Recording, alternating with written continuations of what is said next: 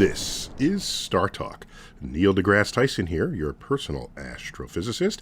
I've got with me my co-host, Chuck Nice, and together we welcome my friend and colleague, Michio Kaku, who's a professor of theoretical physics at the City College of New York. And he just published a book titled Quantum Supremacy. Ooh. And we're taking questions from our Patreon members. Chuck, what's the first question up that you got? All right, here's Daniel Kilikowski, or Kulikowski. That's probably Daniel Kulikowski, who says, "Hello, Dr. Tyson, Dr. Kaku, and I will assume Lord Nice. From the Research Triangle of North Carolina, I hail, and I would like to ask, what would you say is the biggest national security consideration of quantum computing technology?" Oh, I love it. Yeah, that's something good. All Good right, what do you stuff got going there, Michio? Daniel? Well, the biggest national security question about quantum computers is the fact that the CIA would be put out of business. All security people would be fired because all the secrets would be open to anybody with a quantum computer. Any teenager with a quantum computer would be able to tap into, the crown jewels of security. Michio, I try to log into my own bank account. If I get the password wrong 3 times, it locks me out and I have to call in to get reestablished. So how is it that a quantum computer can get into my bank account by testing a billion, zillion, squillion passwords, and I can't because I mess up, I got fat thumbs 3 times in a row? Well, if you want to break into a computer of a bank, the first thing the computer asks you for is to factorize this number. This number has maybe 100 digits. And how long will it take you to factorize a number with 100 digits? A few thousand years. So in other words, yeah, you could break into a regular bank, but it would take a few thousand years to do that. With a quantum computer, you could do that with the flick of a dial. That's the power because the computer asks you, please factorize this number. If you could wait, that, no computer has ever asked me to do that. Are you saying that's happening under the hood? If that were the starter question, nobody would have any access to any computer at all. So is that just happening under the hood? And by the way, that's why I never turn on my two-factor. Oh, you worried you'll get locked out? If you have a password of, let's say, 6 digits, how long would it take for a computer to go through every single one of those 6 digits? This is my point. When I mess up 3 times, I'm locked out for an hour, all right? So why do I believe that it can blow through a bajillion, squillion attempts and then get in? Why should I believe that? Because this is not how the average person gets into a site. This is how the banks monitor who comes into the site. This is what the big boys do when they start to talk to each other. They don't use these little passwords. That's they use under the hood. factorization. It's under the hood. Okay. So, all right. No, but maybe it's not that the CIA will go out of business or all security will go out of business. It's that we came up with this security protocol knowing it was out of reach of traditional computing. So surely there's another security protocol where quantum computing would take 1,000 years, isn't there, or not? Well, so far, the highest level of security is done by factorization. Okay. No, but that's how banks talk to each other. It was invented because we knew it was hard for computers. So right. You're smart. Come up with something else. What would come after factorization? And what would be? Here's a better question. How would I stop a quantum computer from getting into my stuff? Right. With a gun.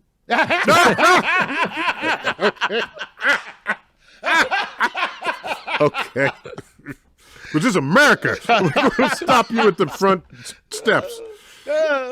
That's the most patriotic answer you can have. Wait.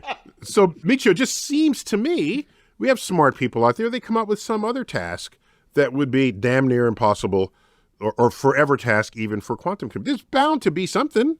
right? If you could find it and patent it or copyright it, it'd be a rich man right now. Okay, because it's the early days, right? You realize the world economy, it rests on the answer to this question, the world economy. Oh, wow. Okay. You could break into anything you want if you had a way to get around some of these protocols. So now we know what the real motivation for this race is. Oh, yeah. Now It's we know money. what it is. It's money. It's money. He who rules the quantum computer rules the Rules world. the world economy. Damn. That's right. Rules the world economy. Right? That's crazy. That's why people work on it. That's why he wrote the book. Hey, look, this is coming very fast. This is your book, Quantum Supremacy. That's the title of your damn book. Yeah. Quantum Supremacy. That's right. How quantum computing will change everything. Everything. Wow. All right. Chuck, you got another question. This is Gavin Bomber from North Vancouver. And he says, hello, and please visit. He's lonely up there. I don't know. Exactly. If anyone identifies their location in Canada as north of anything, it's got to be cold and lonely. Yeah. Because most of the Canadian population is like right at the border with Right. the United States. Right, So that makes sense, yeah. He's North Vancouver. All He right. says, how is quantum computing going to be used to help solve the climate crisis? Oh, I like that. That's a really great Good one. Yeah. Micho, what are we not being able to compute that quantum computing will do for us? Will it make better weather models? Better climate models? That's one thing. Realize that when you model the Earth, how do you model the planet Earth? You divide the atmosphere into cubes, and then you calculate the weather in each cube, and then you average it over the entire Earth. That's how you calculate the weather of the future. Now, how big is each cube? Each cube is several miles across. Now you say to yourself, what? If each data point is a few miles across, you can't trust any of these results. And that's the problem. Well, that's because something could be happening at the edge of the mile, right. and they'll average it into where you are, and it won't apply. Okay, Yeah. so that means you want smaller cubes in your Smaller model. cubes, that's right. That's where quantum computers comes in, because they are infinitely more powerful. The things that they manipulate are not zeros and ones for each 10-mile cube. No, they are infinitely small. And so now you begin to realize the power of this technique. We're going down to the molecular scale. We're going down to a scale that is unreachable with digital computers. Wait, so Eeyore was ahead of his time. Do you remember Eeyore? The Eeyore donkey? from Winnie the Pooh, the donkey. I think it's Eeyore. He has a cloud that's raining just over him. Yeah. So whatever the weather modeling, the cube is small enough to just affect the donkey and nobody else. That's the kind of weather precision you're talking about here. Right. And when a hurricane is about to hit Florida, they have all the projections of where it's going to hit landfall. And then you see all the different kinds of trajectories. They're way off. They're way off. And these are the best computers that we have. Well, in all fairness, they start close to each other and then they diverge. That's right. Over time. So how Right, reliable right. is that? Right. With Right. a quantum computer, you should be able to get much, much better numbers because of the fact that each cube that you're averaging over is not 10 miles across, but maybe a few feet across. Wow. And my favorite Trump joke ever was that Trump only got interested in climate change and weather when he found out that they model that the hurricane used European models. That's actually a good joke. That's a good joke. That's That a was good joke, yeah. I don't take credit for that. All right. But so Micho, why the Europeans had what different computing power or different ideas about how weather systems would operate relative to we here across the pond? Each computer program has a different way of chopping up the Earth in terms of cubes. And then within each cube, using equations to model the weather in each individual cube. And then lastly, to then wrap all these cubes together to get the weather of the entire Earth. That's a lot of assumptions. That's a lot of models. And Right. that's why we can never predict the exact path of a hurricane. You see that every time. I just wouldn't have thought that a continent would have its own set of models relative to another continent. That's all. That seemed kind of provincial to me. Well, you got it. The Euro model. Digital computers are very provincial. All right, Micho, it's great. We got your book out, Quantum Supremacy. Audacious of you to title it that. I mean, I don't want that to be true, but we know that's what it's about. Yeah. We know. We're just being That's honest. the name of the game. Yep. That's the name of the game. Better than the Bourne supremacy. Good for you. Oh, Chuck, one last question. See if we can fit one in. All right. This is David. Hey, David here from upstate New York. Hi to all. I don't think Dell and HP will be selling quantum computers at Walmart anytime soon, and that's what concerns me the most. Quantum computing will most likely be used by large corporations and governments and the ultra-wealthy. Between AI and advanced quantum computing, can you describe one benefit it will bring to me, the average person?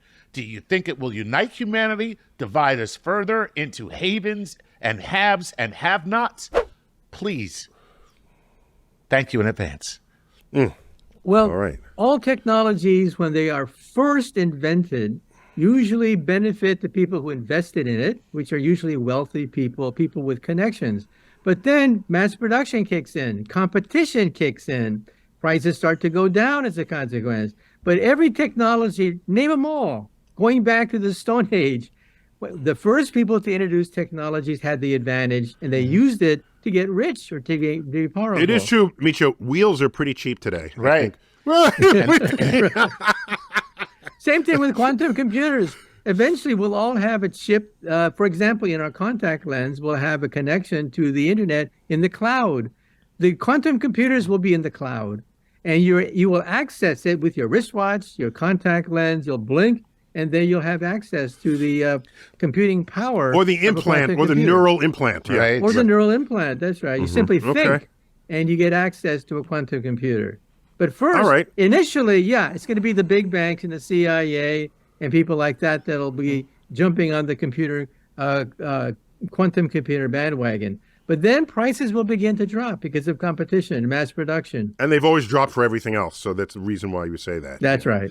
And how quickly? Is this 10 years from now, 20 years, 5 years? Well, right now, we already have achieved quantum supremacy. That's already been achieved, but not for general questions. That's what we want. An all-purpose quantum computer for any general question. That'll take maybe another 10 years. Another 10 years. But we're going exponentially fast. We're up to 1,000 qubits now. That was unheard of. If you were to talk to somebody just 10 years ago, they'd shake their heads. What? You'd be lucky to have 4 or 5 qubits. Now we're up to 1,000. Eventually, we'll be up to 1 million. All right, and then when you come back on the show, you will be an animatronic hologram. It'll just be his consciousness inside of, some kind of jar. plasma cloud that Or just a jar. Right. Or I'll be an avatar. So that was just a taste of a much longer conversation StarTalk had with Michio Kaku, friend and professor of physics at the City University of New York. Check it out on StarTalk.